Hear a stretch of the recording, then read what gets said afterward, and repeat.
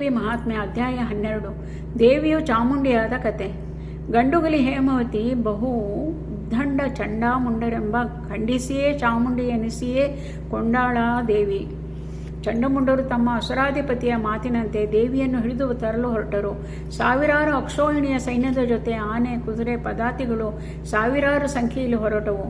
ಚಂಡಮುಂಡರು ತಾವೇ ನಾಯಕರಾಗಿ ಸೈನ್ಯವನ್ನು ಮುನ್ನಡೆಸುತ್ತಾ ಕಹಳೆ ಬೇರಿಯನ್ನು ಊದುತ್ತಾ ಹಿಮಾಲಯದ ತಪ್ಪಲನ್ನು ಸೇರಿದರು. ಅಸುರ ಸೈನ್ಯವು ತನ್ನೆಡೆಗೆ ಬರುತ್ತಿರುವುದನ್ನು ಕಂಡು ದೇವಿಯು ಕಾಳಿಯಾದಳು. ಚಂಡಮುಂಡರು ದೇವಿಯ ಬಳಿಗೆ ಬಂದರು.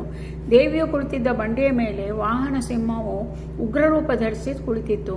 ಸೈನ್ಯವನ್ನು ಕಂಡು ಅವಳ ಕಣ್ಣುಗಳು ಕಿಡಿಹಾರಿದವು. ಅವಳ ಹುಬ್ಬು ಗಂಟಿಕಿತು. ಅವಳು ಭಯಂಕರವಾದ ಅಗ್ನಿಯಂತೆ ರಾರಾಜಿಸಿದಳು. ಅವಳ ರೂಪವು ಘೋರವಾಗಿ ಅಸುರರು ಹೆದರಿ ತತ್ತರಿಸುವಂತೆ ಕಾಣಿಸಿತು. ದೇವಿಯು ನರರುಂಡ ಮಾಲಿನಿಯಾಗಿ ಗೋಚರಿಸಿದಳು. ಅವಳು ಚರ್ಮದ ವಸ್ತ್ರವನ್ನು ಧರಿಸಿ ಕಣ್ಣುಗಳಲ್ಲಿ ರಕ್ತ ಕೆಂಪು ತುಂಬಿಕೊಂಡಳು. ಅವಳ ಬಾಯಲ್ಲಿ ಮಾಂಸ ಮಜ್ಜೆ ನಡುವೆ ರಕ್ತವನ್ನು ಪಾನದಂತೆ ಹೀರುತ್ತಾ ಭಯಂಕರವಾಗಿ ಕಾಣಿಸಿದಳು. ಅವಳ ಉಸಿರಿನಲ್ಲಿ ಬಿಸಿ ಗೋಚರವಾಗುತ್ತಿತ್ತು. ಅವಳು ಕತ್ತಿ ಶರಣಗಳನ್ನು ಹಿಡಿದು ಉಗ್ರಳಾಗಿ ಅವತಾರ ತಾಳಿದಳು. ಅವಳ ದೃಷ್ಟಿ ಕ್ರೂರತೆಯನ್ನು ತೋರಿಸುತ್ತಿತ್ತು. ಆಕೆಯ ಘೋರವಾದ ರೂಪವನ್ನು ವರ್ಣಿಸಲು ಪದಗಳು ಸಾಲದು.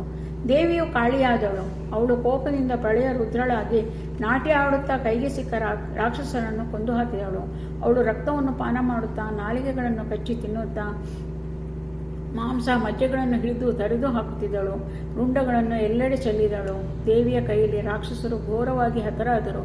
ಅಸುರರ ದೇಹವನ್ನು ತಿನ್ನುತ್ತಾ ರಕ್ತವನ್ನು ಕುಡಿಯುತ್ತಾ ಮಹಾಕಾಳಿಯಂತೆ ಅಸುರರಿಗೆ ಗೋಚರಿಸಿ ರಾಕ್ಷಸರ ಸೈನ್ಯ ಪಲಾಯನ ಮಾಡುವಂತೆ ಮಾಡಿದಳು. ದೇವಿಯು ಕಾಳಿಯಾದ ಕ್ಷಣ ಆಕೆಯ ಕೈ ಮೈ ತುಂಬ ರಕ್ತವು ಮೆತ್ತಿಕೊಂಡಿತು. ಅವಳ ಕಣ್ಣುಗಳು ಬೆಂಕಿಯ ಕಿಡಿಗಳನ್ನು ಉಗುಳುತ್ತಿದ್ದವು. ಅವಳು ರಕ್ತವನ್ನು ಚಪ್ಪರಿಸಿ ಕುಡಿಯುತ್ತಾ ಮಾಂಸವನ್ನು ತನ್ನ ಕೋರೆ ಹಲ್ಲುಗಳಿಂದ ಅಗೆದು ತಿನ್ನುತ್ತಿದ್ದಳು. ಮಹಾಕಾಳಿಯು ಅತ್ಯಂತ ಘೋರವಾಗಿ ಕಾಣುತ್ತಿದ್ದಳು. ಚಂಡನು ಕೋಪದಿಂದ ಮಹಾಕಾಳಿಯನ್ನು ಕೊಲ್ಲಲೇಬೇಕೆಂದು ನಿರ್ಧರಿಸಿ ಬೆಂಕಿ ಉಗುಳುತ್ತಿರುವಂತೆ ಬಾಣಗಳ ವರ್ಷವನ್ನು ದೇವಿಯ ಮೇಲೆ ಸುರಿಸಿದನು. ಆಗ ಕಾಳಿಯು ಚಂಡನ ಚಂಡಿಕೆಯನ್ನು ಹಿಡಿದು ಅವನ ಶಿರವನ್ನು ತನ್ನ ಖಡ್ಗದಿಂದ ತುಂಡರಿಸಿ ತಿಂದು ಮುಗಿಸಿದಳು. ಚಂಡನ ಅವಸಾನವನ್ನು ಕಂಡ ಮುಂಡನು ಆವೇಶದಿಂದ ನುಗ್ಗಿ ಬಂತು. ದೇವಿಯ ಶಿರದ ಮೇಲೆ ಬಾಣಗಳ ಸುರಿಮಳೆಯನ್ನು ಸುರಿಸಿದನು. ಮುಂಡನ ರುಂಡವನ್ನು ತನ್ನ ಖಡ್ಗದಿಂದ ದೇವಿಯು ಕತ್ತರಿಸಿ ತಿಂದು ಹಾಕಿದಳು.